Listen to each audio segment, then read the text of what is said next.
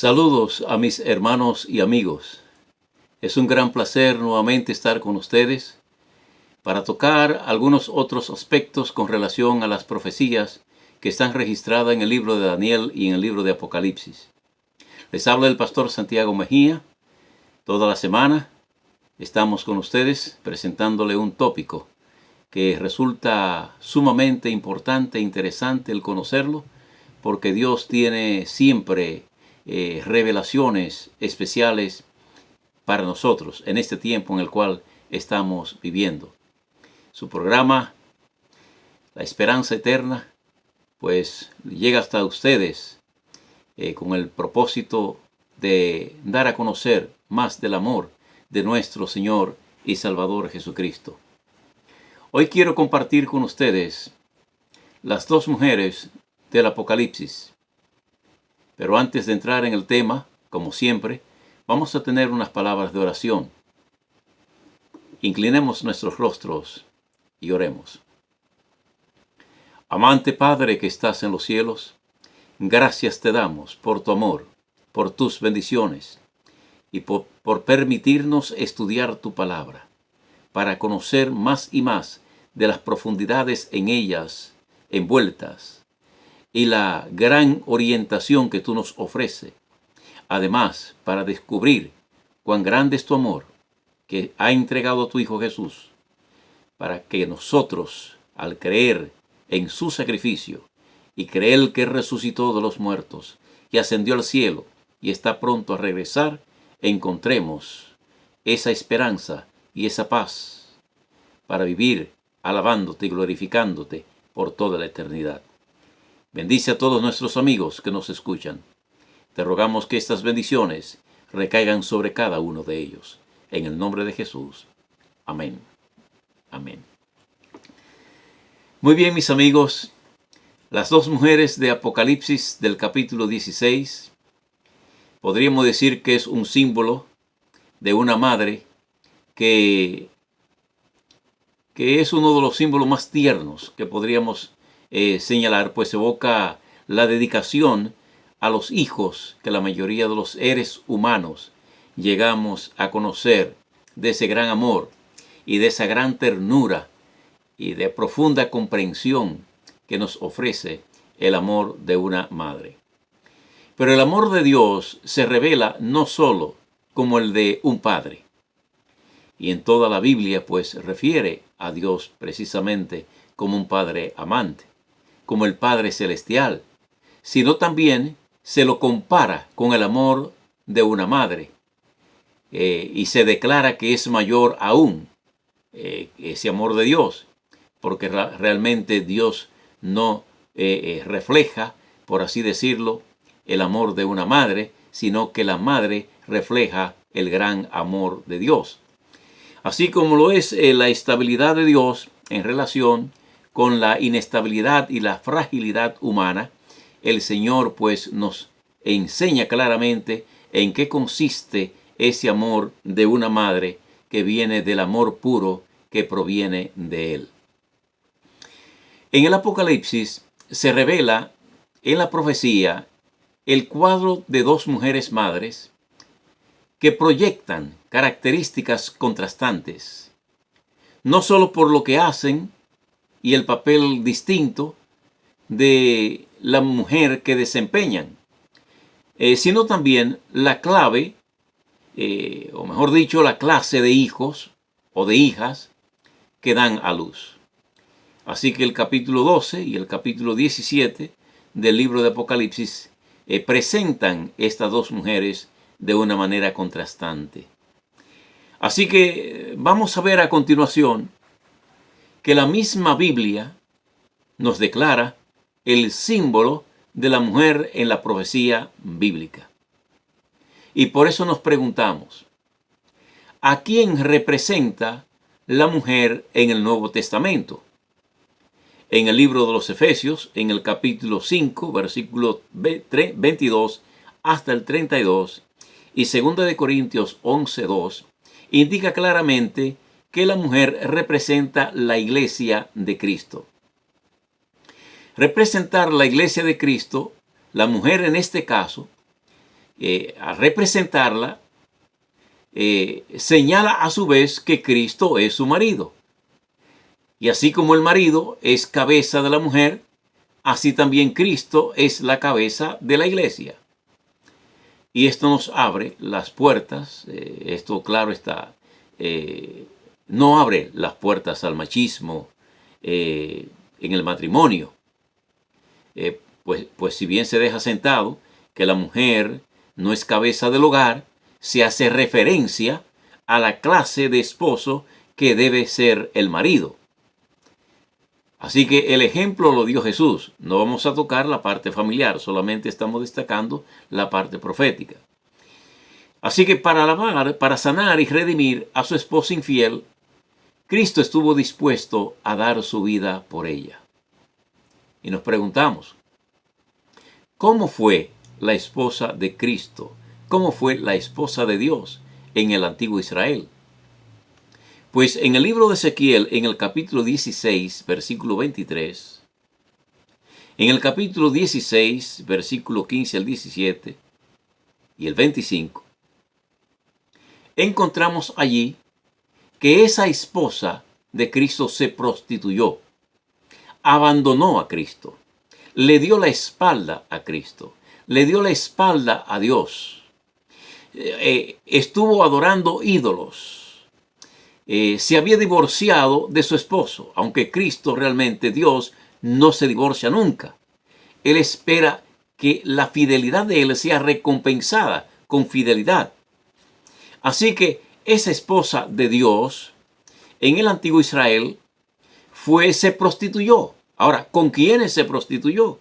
Bueno, en el libro de Apocalipsis, en el capítulo 17, versículo 2, dice claramente que los reyes de la tierra, con los reyes de la tierra, flirteaba, le hacía ojos bonitos, por así decirlo, para conquistar a los reyes y granjeárselo a su favor. Por lo tanto, si abandona a su esposo, se convierte en fornicaria, porque se fue sencillamente a tener un tipo de relación no conocida en el sentido que corresponde a la espiritualidad, y entonces se fue hacia los reyes de la tierra. Noten que el primer mandamiento dice: no tendrás dioses ajenos delante de mí.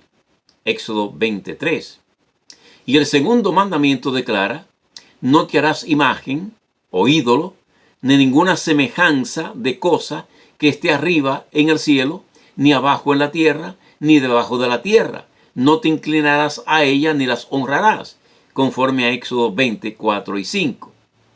Sin embargo, el atractivo de la idolatría que se practicaba en los pueblos vecinos de Israel era tan fuerte que a menudo sus prácticas paganas penetraban en la Tierra Santa.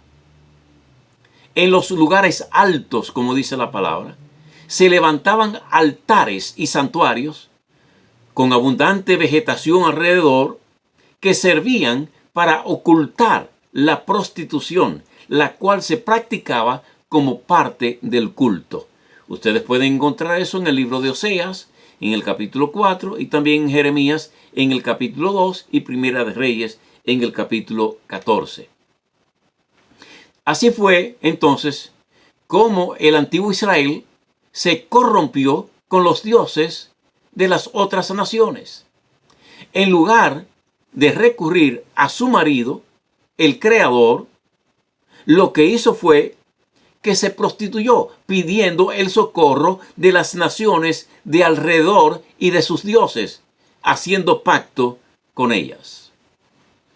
Es lamentable, ¿verdad?, que suceda esto, pero en Jeremías, en el capítulo 2 y en el capítulo 30, habla acerca de esto. En el libro de Oseas también menciona esto. Así que Dios hizo un sorprendente llamado a sus profetas en la antigüedad para preservar a lo vivo la fidelidad de su pueblo. Oseas 1:2. ¿Por qué? Porque aquí está la mujer fornicaria. Y por lo tanto, Dios llamó al profeta Joel al profeta Oseas para que se casase con una mujer ramera con el propósito de redimirla mediante el matrimonio. Pero una vez que la redimió, su mujer se volvió a su proceder anterior. Eso está en Isaías 1:21. Así que el pueblo podía ver ahora vívidamente la representación de la infidelidad de la mujer de Oseas hacia su marido fiel. O sea, el carácter deshonesto y sucio de ellos mismos hacía que ellos hacían en contra de su esposo fiel, que era Dios. Al mismo tiempo, en las luchas del profeta que vacilaba entre tolerar a su mujer, esperando que se convirtiese realmente de corazón, o divorciarse de ella, abandonándola a su miseria. La gente podía ver qué es lo que Dios sentía hacia ellos y el peligro que había de cansar a Dios rompiendo el pacto con él. La pregunta es entonces, viendo todo el cuadro que nos ocupa, ¿qué haría Dios con esta mujer debido a su insistente infidelidad? Si buscamos en el libro de Ezequiel, capítulo 16, que no tenemos el tiempo de leerlo todo, en el capítulo 23, estos textos indican que hay que entregarla a juicio. Es decir, cuando hay infidelidad, entonces se entrega a juicio. Así que los textos aquí indican que esta mujer debía ser entregada a juicio. Hay que avergonzar su infidelidad. La arqueología ha traído a luz cómo se practicaba el divorcio legalmente entre las naciones paganas cuando la mujer era infiel. Véase, por ejemplo, los textos de Nuzi.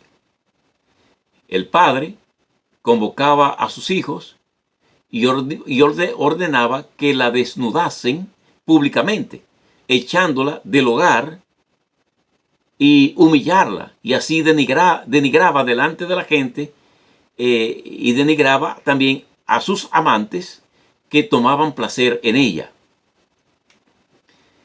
Este es el cuadro que se presenta en Oseas. Dios toma esta costumbre para hacer notar que algo semejante va a ocurrir a su pueblo por traicionar su amor tan intenso por ellos, pues Dios es un Dios celoso. En Éxodo 25, así lo señala, y también 2 de Corintios en el capítulo 11, versículo 2. Es decir, una representación semejante, Dios la ordenó a dos de sus profetas, Isaías y Miqueas. Estos profetas fueron contemporáneos y por orden divina debieron salir desnudos a la calle y aullar como fieras salvajes. En Isaías 20, 1 al 5, Miqueas capítulo 1, versículos 8 y 11. Es decir, las fieras representaban a los demonios o a los reinos que se ponían bajo su influencia, conforme a Apocalipsis 12, 9. Así que su presencia, anunciada en lugares poblados, señalaba la ruina y soledad a la que serían reducidas ciudades de esas regiones.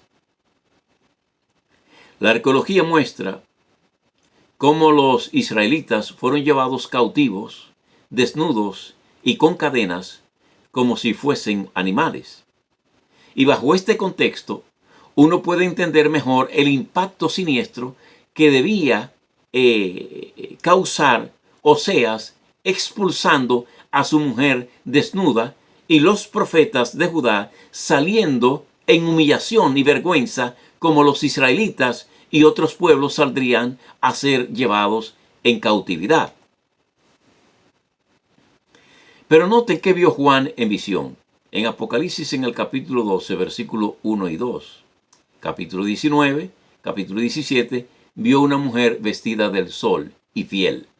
Así que la mujer del capítulo 12 es una mujer fiel, que está vestida del sol, que representa sencillamente, además, esa vestida del sol es una representación de Cristo como el sol de justicia. De manera que esta mujer del capítulo 12 es una mujer fiel. Pero la mujer del capítulo 17, él la vio vestida de púrpura y escarlata y se le llama ramera. Por lo tanto, es una mujer infiel. Y cuando hablamos aquí nosotros de mujer en iglesia, en la Biblia, estamos hablando de iglesias. Por lo tanto, encontramos aquí la iglesia pura y la iglesia falsa. La iglesia que pertenece a Cristo, la iglesia que pertenece al enemigo de Cristo. Pero notemos aquí que el pacto de Dios con su pueblo se lo compara al pacto hecho en un matrimonio.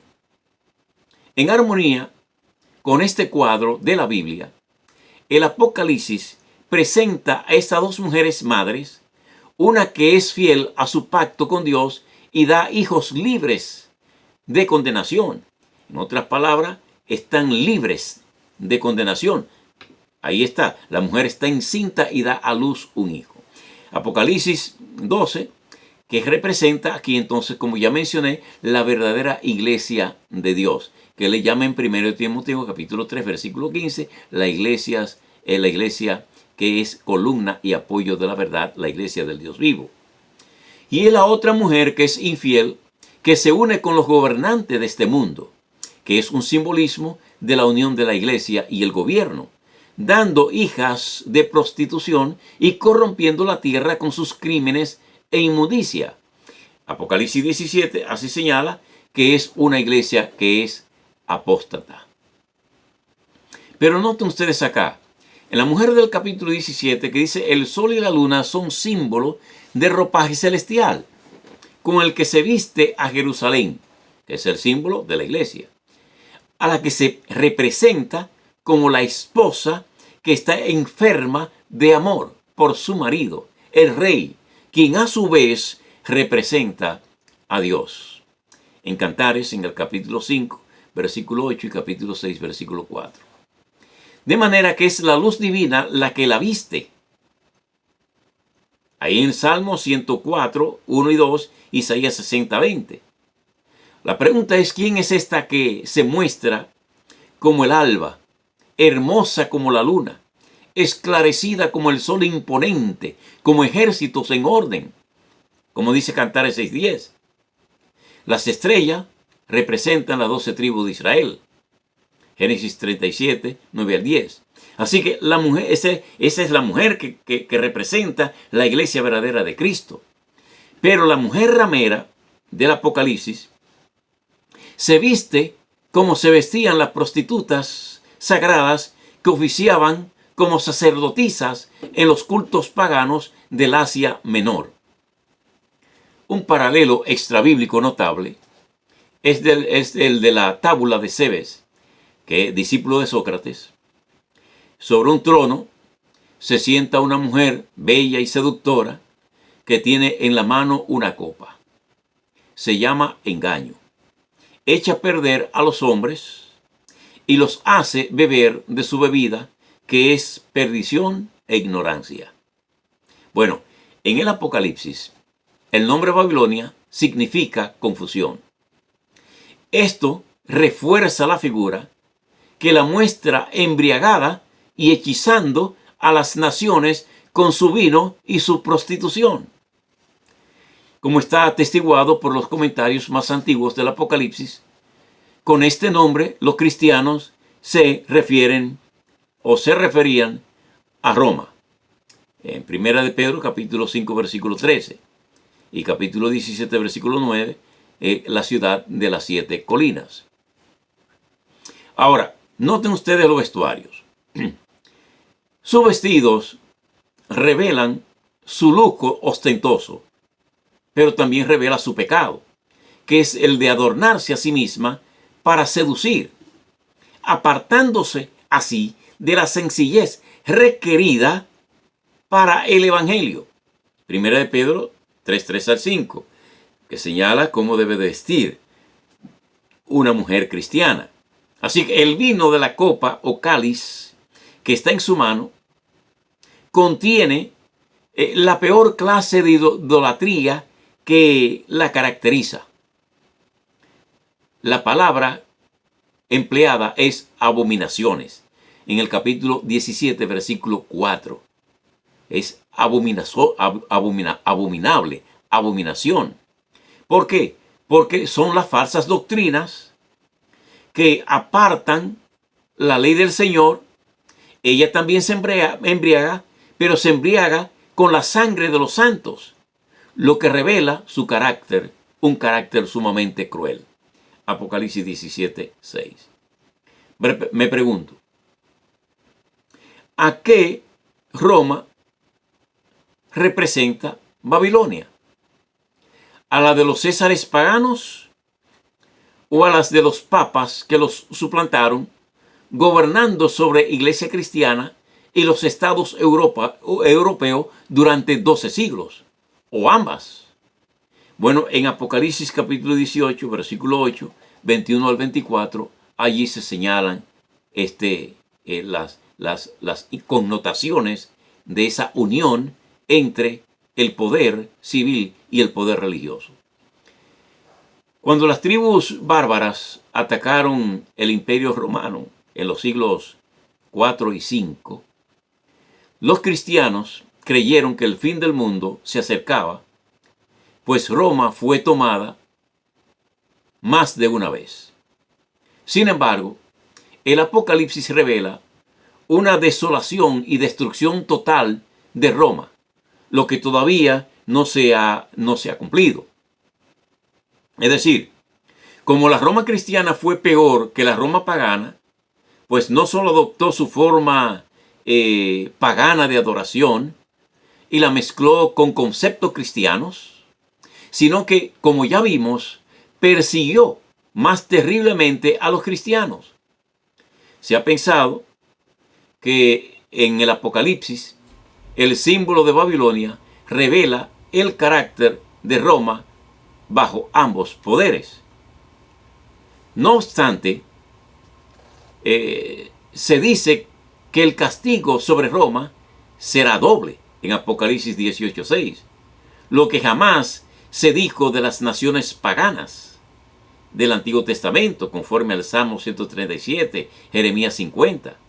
Así que esto se dice únicamente del pueblo de Dios por haber tenido la luz del cielo y no haberla seguido.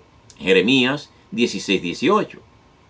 En otras palabras, en el fin del mundo, el castigo de Dios caerá doble sobre la iglesia de Roma, que se separó del Creador, dejando de lado su ley, y se prostituyó buscando el favor de los reyes de la tierra, no sobre un pueblo que jamás le perteneció o que nunca pactó con el Señor. Hay semejanza entre la mujer ramera con la bestia semejante a un leopardo, conforme a Apocalipsis. Nosotros vemos Apocalipsis capítulo 13, versículo 1 y 5 al 7. Igualmente, cuando citamos a Apocalipsis capítulo 17, versículos 3 y 6. Las bestias, como ya hemos mencionado en temas anteriores, representan a imperios o poderes políticos. La mujer, en cambio, representa a la iglesia o poder religioso, como se ve en el hecho de que otros nombres de blasfemia, y por establecer la abominación y la idolatría asoladora, es decir, la que literalmente causa consternación a la vista del cielo, conforme a Daniel 8:13. De manera que en Apocalipsis 13, el papado se presenta bajo la figura de un poder político, porque la iglesia y Estado estaban unidos. De allí es que los 10 cuernos, que representan a los 10 reinos bárbaros o naciones europeas, poseen diademas. Apocalipsis 13:1, Daniel 7:24 al 25. No obstante, mis amigos hermanos, ese poder político religioso, tan característico del medioevo, recibirá una herida mortal cuando surgiese el poder ateo al final del período de supremacía que se le había otorgado de 1260 días proféticos o años. Y esto fue producido por la Revolución Francesa, que terminó con la intolerancia religiosa y le quitó a la iglesia el apoyo del Estado. Pero en Apocalipsis 17 se busca distinguir los dos poderes, el político y el religioso. Por esta razón, la unión de estos dos poderes se representa mediante la mujer que monta la bestia vestida de escarlata. En este capítulo, el profeta fue transportado a la época en que la iglesia ha quedado viuda. Luego de su estado o poder político, se separó de ella y no reconoció su autoridad. En otras palabras, la unión, esa separación de Francia con la autoridad religiosa, pues provocó en ella la viudez. Ahora por esto se dice que la ramera está ya ebria de la sangre de los santos y de los mártires de Jesús, que habían derramado cuando tenía el poder en sus manos, conforme a Apocalipsis 17:6. Así que sus intentos de recuperar el apoyo político para volver a repetir la historia serían satisfechos por la bestia semejante a un cordero o falso profeta, pero que hablaba como un dragón. Es decir, Apocalipsis 13:11 al 17 señala eso. Igualmente señala en el capítulo 16, versículo 13 del libro de Apocalipsis, acerca de 3 espíritus inmundos a manera de rana. Así que el falso profeta, como ya se vio, representa al protestantismo apóstata de los Estados Unidos, cuyas iglesias evangélicas y protestantes son hijas de la ramera. Apocalipsis 17:5. Pues le levantan una imagen a un falso día de adoración.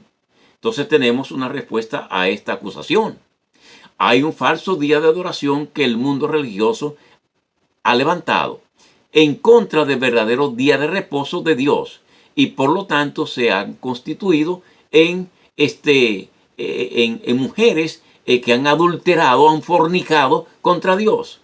Así que esta es la marca, este falso día de reposo es la marca de la autoridad que pone, es decir, que impone en oposición al sello de Dios el día de adoración del Creador, que señala toda la Biblia desde el Antiguo Testamento hasta el final del Nuevo Testamento. De manera que los intentos del papado de ser sanado de la herida de muerte que recibió, le quitaron su autoridad. No le durarán mucho esta vez, porque el Señor se interpondrá y lo destruirá. Así que la razón del castigo de la ramera se define claramente porque dice en su corazón: yo estoy sentada sobre muchos pueblos y naciones. Apocalipsis 17:15. Y no soy viuda. Apocalipsis 18:7. Así que en la sexta plaga, sin embargo, Dios le quita su asiento y apoyo humano. Apocalipsis 16:12. De manera que es el augurio de su destrucción final. Dios aborrece el carácter perverso que se manifiesta cuando la iglesia busca imponer sus dogmas en contra de la ley divina, invocando autoridad civil para reprimir a los que guardan su palabra. Los 10 cuernos o poderes políticos europeos, según el Apocalipsis, darán nuevamente su apoyo al papado en los momentos finales de la humanidad, quitándole así su viudez. Esto tendrá lugar cuando se intenta establecer otra vez un imperio universal, que eso es lo que está intentándose en el tiempo en el cual estamos viviendo. Pero al ver repentinamente que han sido engañados por la ramera y que su suerte está perdida, pues deben enfrentarse al Cordero en su venida. Apocalipsis 17, 12 y 14. Sí, vuelve con furia contra la ramera y la arroja desnuda como el marido y los hijos cuando se divorciaban en el mundo antiguo. Apocalipsis 17, 16 señala esto. De manera que es terrible el odio, será ese odio que las multitudes manifestarán contra los dirigentes religiosos cuando se den cuenta, ya tarde, que han sido engañados y que están irremediablemente en eterna perdición. No quiero imaginarme ese cuadro. Así que en el mundo religioso existen grandes polémicas con relación al número en las letras del papado romano, ya que esto delataría su verdadera ambición y propósito blasfemo. Apocalipsis 13, 17 al 18. Vamos a hablar un poco más ampliamente de lo que significa este nombre y el número que habla la palabra en el capítulo 13.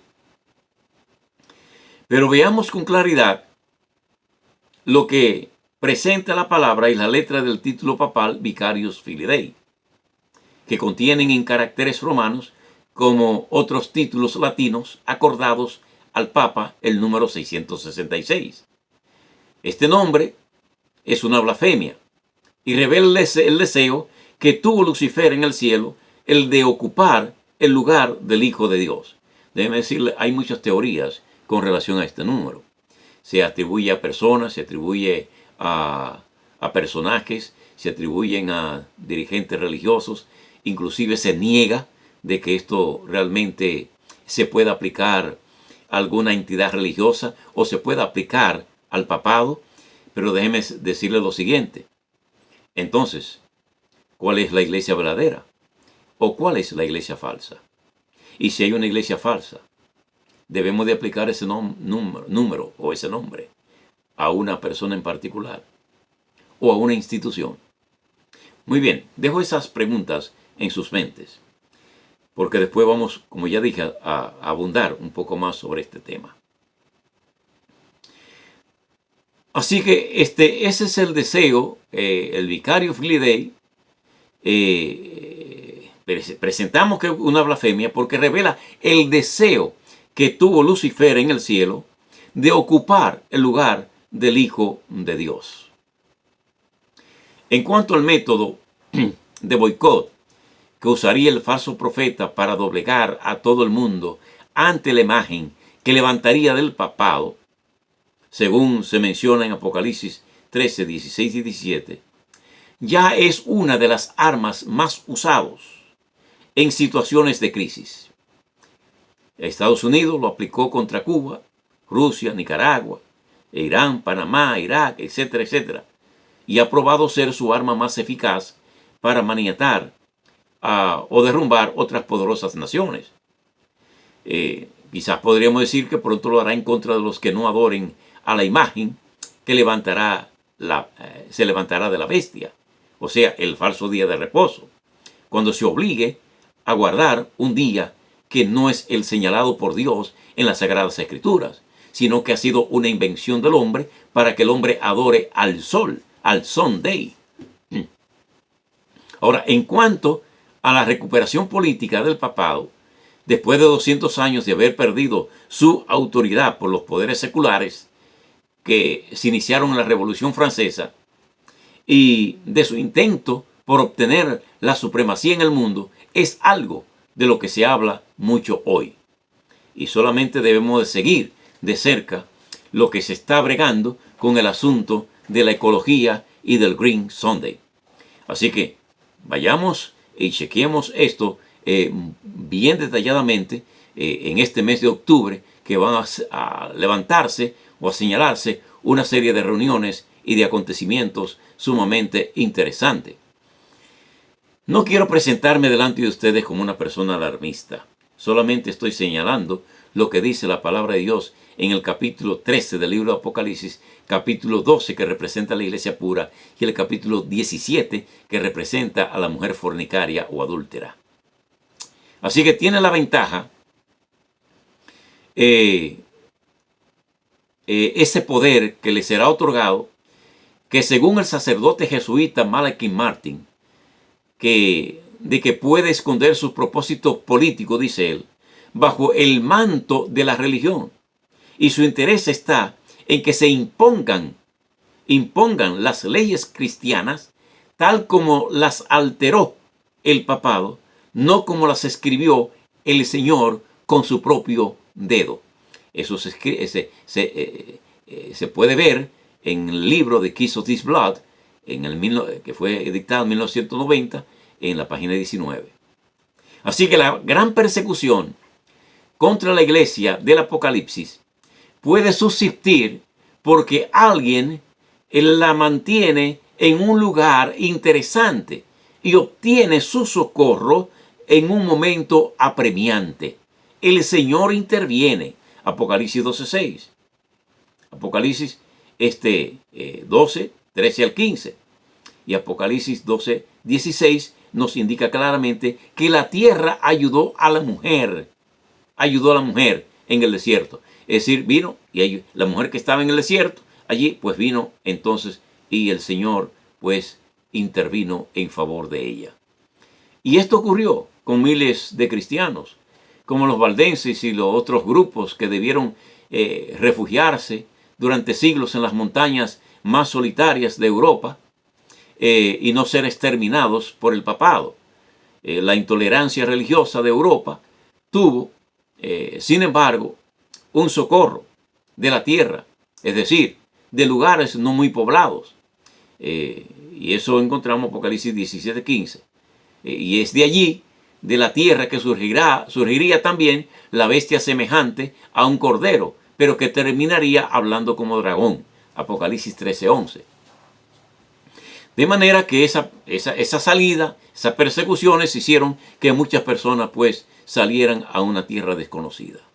Así que basta con leer la historia de los Estados Unidos para ver cómo este país se transformó en la mayor demostración de libertad religiosa del globo. Nos preguntamos, ¿cuál es la intención del dragón contra el resto de la simiente o de la descendencia de la mujer? De esa mujer pura. ¿Cuál es la intención del dragón? ¿Cuáles serían las características de los hijos de esta mujer? De Apocalipsis 12:17. Primeramente, el dragón quiere destruir y perseguir a los que guardan los mandamientos de Dios y tienen el testimonio y la fe de Jesús. Eso es, la intención es destruir la iglesia de Dios, acabarla definitivamente. Pero hay un Dios que interviene por ella. Hay dos formas en las cuales Dios interviene directamente ante la historia humana. Cuando el hombre quiere destruir el mundo y cuando quieren destruir al pueblo de Dios. Dios interviene directamente. De manera que la intención del dragón, que está enojado contra la iglesia, que tiene esas características, que guarda los mandamientos de Dios, tiene el testimonio de Jesús, posee la paciencia de los santos y tiene la fe de Jesús. Mis amigos, es maravilloso entender lo que la palabra de Dios nos revela. En el antiguo Israel, Dios revela su profundo amor hacia su mujer infiel. Hasta se compadece de ella después de encontrarla abandonada y con sus amantes. Busca seducirla otra vez, hablándole literalmente sobre su corazón. Apela a su corazón, quiere hacerla suya para siempre y de esta forma le da una puerta de esperanza. Su mujer, así redimida, se conmueve de amor y gratitud y canta de gozo otra vez, como en los días de su juventud, cuando era virgen. Tal es el amor de Dios para con todos los que le fueron infieles, si tan solo se dejan seducir por su amor. Es así como Dios está preparando a su iglesia para una boda, para presentársela pura y sin mancha en su reino. Eso es lo que Dios espera de ti y espera de mí. Por lo tanto, mis amigos, Dios tiene un llamado para cada uno de ustedes, para cada uno de nosotros, en este tiempo en el cual vivimos. Es hora de salir, es hora de abandonar el pecado, es hora de amistarnos con Dios, porque en Él tenemos la seguridad de la vida eterna. De esta manera podremos adorarle libremente por toda la eternidad. Que Dios pueda bendecirle, es mi deseo y oración. Oremos. Amante Padre que estás en los cielos, una vez más te damos las gracias por la revelación de tu palabra. Y te pedimos, oh Señor, que nos ayude y nos permita ser fieles a ti, caminar sobre tus huellas y saber que solamente en ti tenemos la seguridad de la victoria. Gracias, oh Padre, por anticipar esa victoria. Llénanos con tu Espíritu Santo, bendice a cada oyente. Te rogamos que tú les dirija en todo momento y que su vida esté en estrecha relación con la tuya. Gracias por tu amor, en el nombre de Jesús. Amén. Amén. Dios le bendiga a todos, es mi deseo y oración.